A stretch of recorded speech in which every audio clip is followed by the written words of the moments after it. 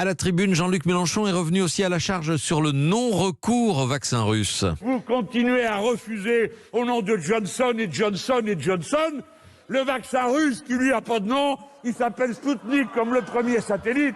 Et j'ai vu que M. Ciotti disait comme moi dorénavant, l'idéologie dans la crise sanitaire, c'est de l'obscurantisme et rien d'autre.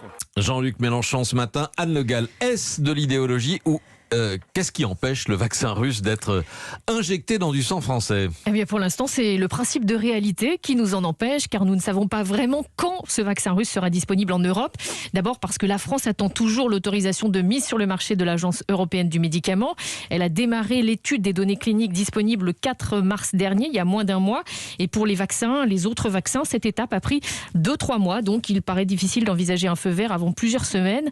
Ensuite, il y a aussi de grosses interrogations sur les capacités de production de ce vaccin russe. Les Russes disent qu'ils pourraient livrer 50 millions de doses d'ici 6 à 8 mois, mais il faudrait pour cela les produire sur le sol européen.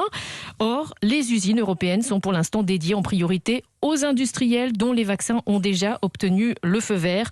52 usines travaillent 24 heures sur 24 en Europe pour produire ces vaccins, a rappelé récemment Thierry Breton, le commissaire européen chargé de suivre leur fabrication.